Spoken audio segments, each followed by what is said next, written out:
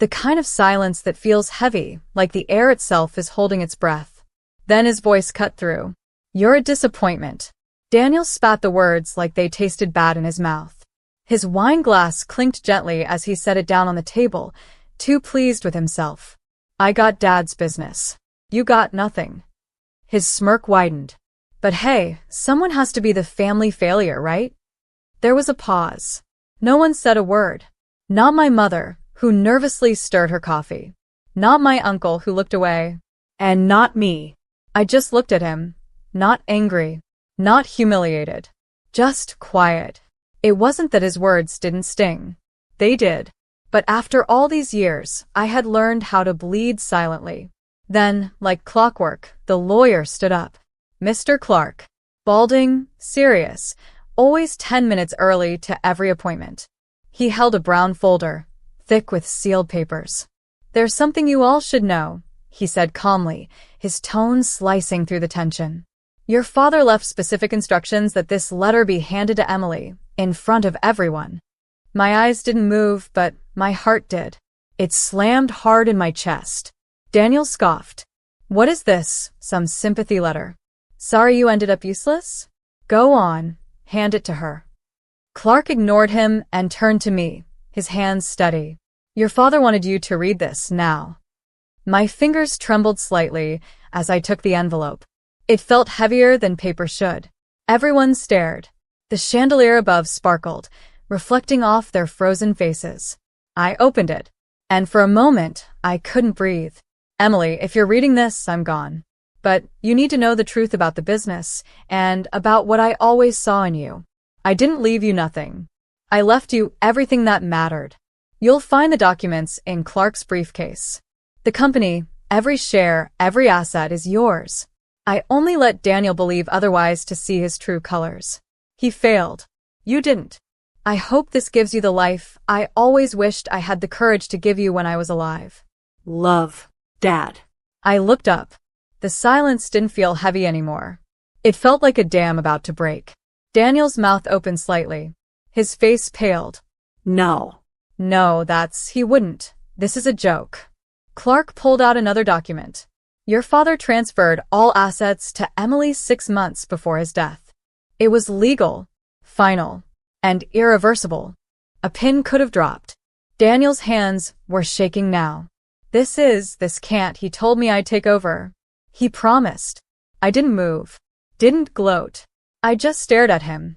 This man who once locked me out of Dad's office and said, "You'll never belong in here." And now he didn't. Because I did. The room erupted, not with noise, but with tension. My mother finally spoke.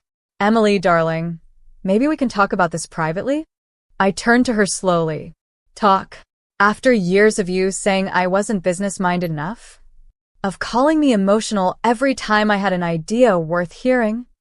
She looked down.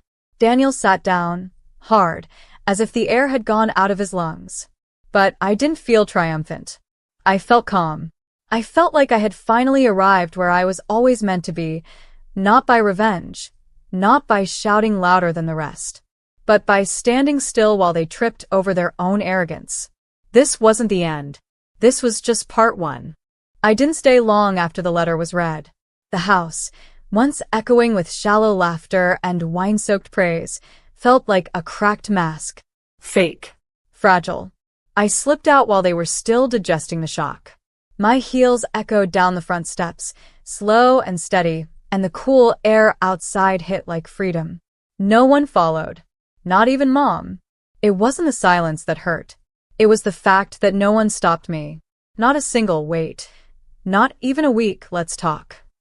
They all stood still, stunned and speechless, but none bothered to ask how I felt. And that told me everything. By the time I got to my car, I exhaled. A long, slow breath. My hands trembled slightly, but it wasn't fear. It was relief.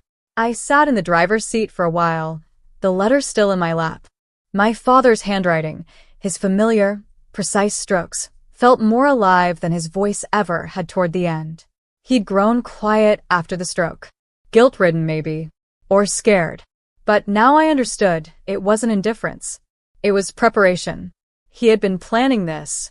"You didn't fail me," he had written. For years, I'd been convinced I had. While Daniel took the spotlight, I was the quiet one. The one doing spreadsheets in the back, training new staff at minimum wage, sitting through board meetings I wasn't even listed in. I was never introduced, just nodded at. The help. Even my degree in business, earned while waitressing double shifts, was dismissed as cute. But Dad had been watching. He'd seen what none of them wanted to: my discipline, my quiet resilience, my refusal to play dirty even when they cornered me. And now I owned everything they thought I never deserved. 2 days later, Clark met me at the old downtown law office where my father once signed the company's original incorporation documents. The room smelled of wood and paper and old secrets. "You understand what this means," he said as he handed me a thicker folder, the real one. I nodded. "Everything?" I asked, my voice steady. "Every asset, every share, the trademark, the original patents. Even the building lease is in your name now. The only thing your brother owns is the illusion he built around himself." I didn't smile. I couldn't. There was something solemn about being handed an empire built on decades of sweat and sacrifice. It wasn't just mine now. It was my responsibility. "Thank you," I whispered, then looked up. Did he really plan it this far in advance? Clark gave a small smile. "Your father told me something once," he said. "The loud ones always expect to inherit. The quiet ones earn it in silence." I didn't reply, but I felt something swell in my chest that I hadn't felt in years. Validation. I visited the headquarters that evening, not to march in like a tyrant, not to show off, just to feel the space. The receptionists didn't recognize me. The guard at the elevator asked if I had an appointment. I didn't correct him. I just smiled and said, "Soon." The boardroom on the 14th floor still smelled like stale coffee and ink. The whiteboard still had Daniel's arrogant sketches on it, some marketing scheme that had failed miserably and lost them the major client. No one blamed him, of course. He was trying. I stood there, hand on the chair I used to be told not to sit in. And I didn't feel anger. I felt ready to rebuild what they had treated like a trophy. Because I knew something they didn't. This company wasn't about power. It was about people. About every overworked employee who'd stayed late without overtime. About every janitor who got Christmas bonuses cut. About every intern who brought in million-dollar ideas only to be ignored. I'd been all of them. Now I was their voice. That night, I called someone I hadn't spoken to in years, Maya. She used to be a junior designer who quit after Daniel humiliated her during a pitch. "I don't know if you remember me," I began. "I do," she said immediately. "You're Emily. You helped me reprint my presentation after Daniel accidentally deleted it." I smiled. "How would you like to come back?" Pause. "To that place?" "No," I said gently. "To rebuild something better." Another pause. Then a quiet, emotional, "When do we start?" "Tomorrow." The next morning, the air outside felt different. Like it knew something was shifting. I didn't wear a designer suit. No heels to click down the marble floor. Just a crisp blouse, navy slacks, and the same watch I'd worn every day in my old role, the one nobody respected. A silent reminder that I was still me. Maya was already waiting by the curb when I pulled up. She looked nervous but determined, her laptop bag slung over one shoulder, eyes flicking toward the glass tower she once fled from. "They laughed at me in that conference room," she murmured, not looking away. "Do you think they even remember?" I stepped beside her. "Let's make sure they never forget what we build after today." We took the elevator in silence. I could feel the stares. Old colleagues pausing mid-sentence. Reception whispering. The junior staff blinking as if they weren't sure it was really me. But I wasn't here to make a scene. I was here to begin again. And I did, by walking straight into the HR office. "Hi, Kristen," I said, looking directly at the woman who once scheduled me for exit interviews while handing out party invites to everyone else. She straightened up quickly, visibly panicked. "Emily, I didn't know you were." "I'm here for a few things," I said with calm clarity. First, I need an updated employee list.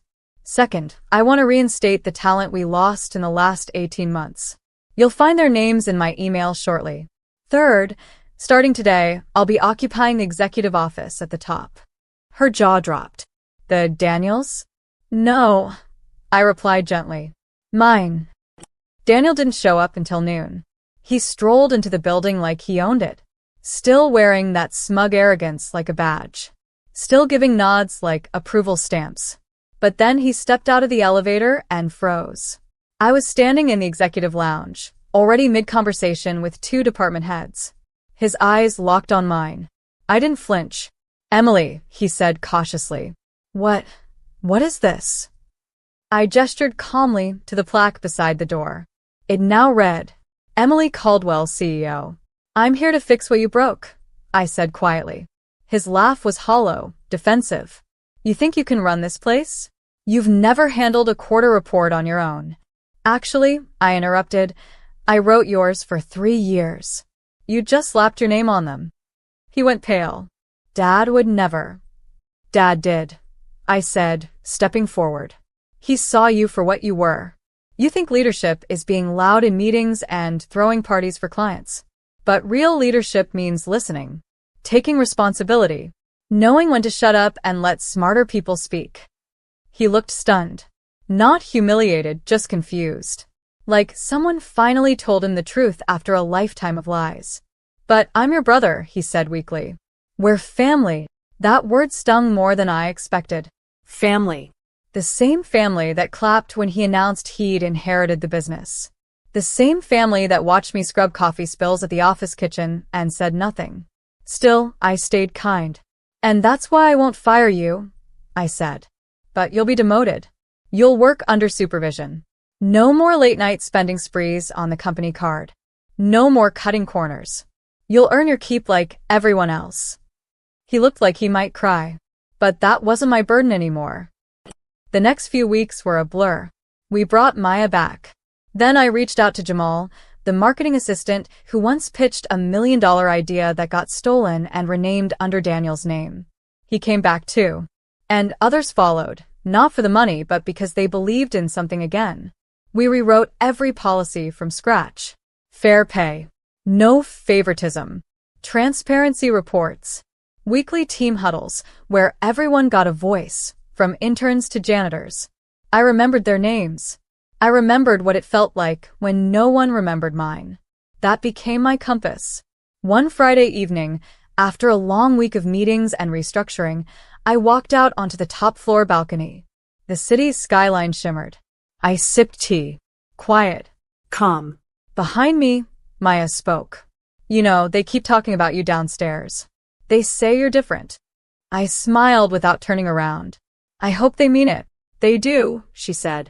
You're the first boss who asked me how my mom's surgery went. I swallowed that lump in my throat quietly. Because this wasn't about power anymore. It was about finally being seen.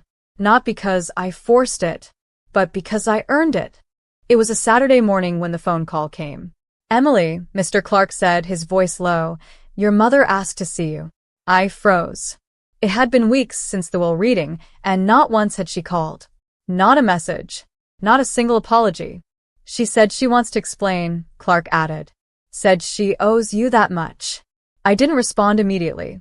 Because deep down, I wasn't sure I wanted to hear anything from the woman who watched me be humiliated at the family table, time and again, and never once intervened. But something in me whispered, go. Not for her. For yourself. She was waiting at the old garden cafe Dad used to take us to as kids. She wore a beige shawl, too formal for the morning, her posture stiff as I approached. You came, she said, almost surprised. I didn't sit yet. I have 10 minutes. She flinched but nodded. Fair. After a pause, she said, you were always stronger than Daniel. I blinked. Even as a child, she continued, her voice thin. But your father, he saw too much of himself in you. It scared him. I sat down slowly, unsure where this was going. Why didn't you protect me?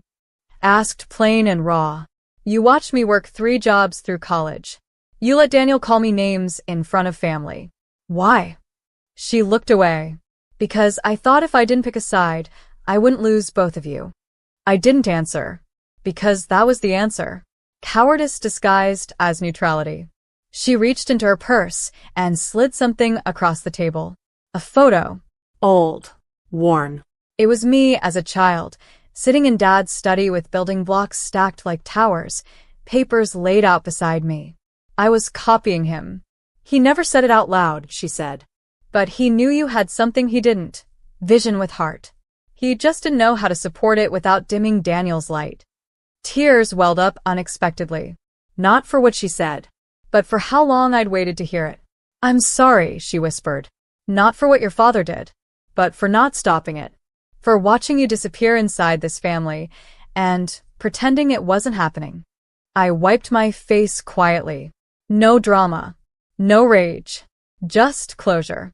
I don't hate you, I said softly. But I won't shrink anymore just to make everyone else feel tall. She nodded, eyes glassy. You shouldn't. And for the first time, it didn't feel like we were enemies. It felt like we were two broken women trying to figure out how to breathe again. Meanwhile, at the office, something unexpected happened. Daniel started showing up early. Not to sneak his way back into power, but to learn. He asked questions he used to laugh at. He started attending training sessions with interns. Took notes. Stayed quiet in meetings. The team noticed, but they didn't forgive easily. Neither did I. One afternoon, I found him in the break room, alone. He looked up, startled. You're not going to fire me? He asked. I should, I replied honestly. But I won't.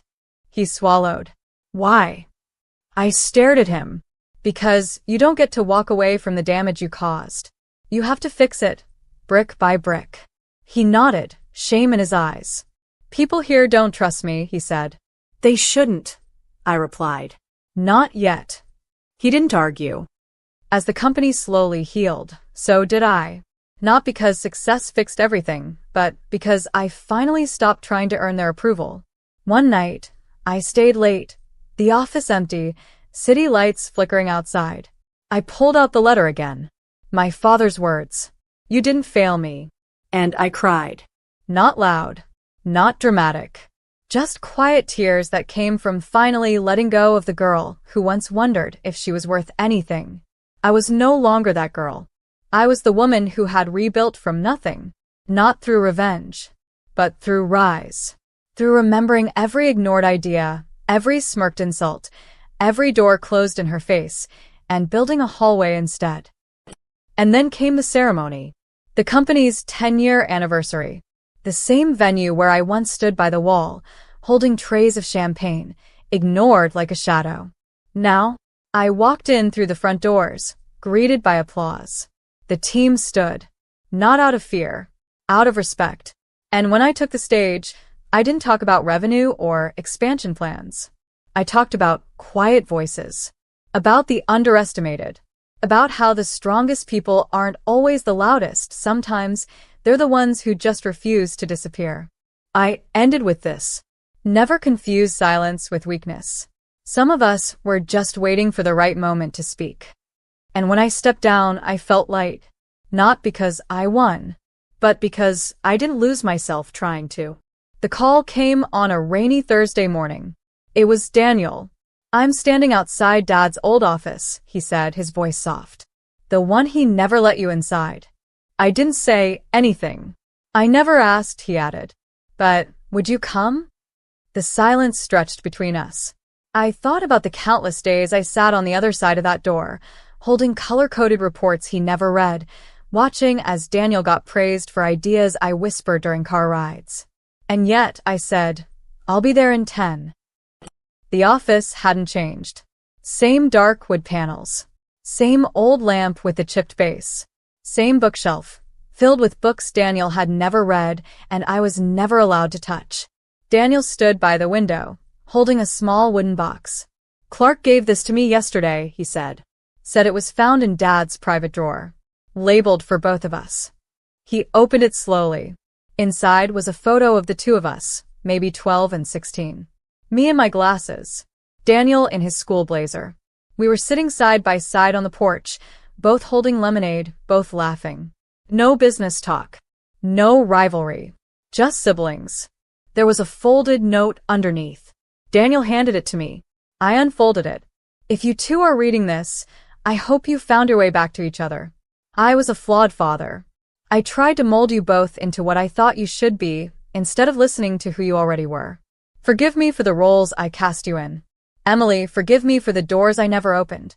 Daniel, forgive me for the spotlight I handed you without asking if you could carry its weight. You were always better together. Dad. The silence between us wasn't heavy this time. It was healing. Daniel looked over. I don't deserve your forgiveness. I'm not offering it, I replied. Not yet. He nodded. Fair. But I'm willing to start again, I added. His eyes welled up. He quickly looked away, embarrassed. I've been trying, he said. I know it's late, but I want to rebuild. For real. I looked around the office, once a fortress of gatekeeping. Now just a room with shadows. Then let's build something better, I said. Together. But differently. And for the first time, I believed him when he said, I'd like that. Weeks turned to months. Daniel worked his way back, through humility. Not through speeches, but through action. He offered to mentor interns. He gave credit openly in meetings. He even brought coffee to the night shift team and stayed to help file reports. The employees slowly thawed.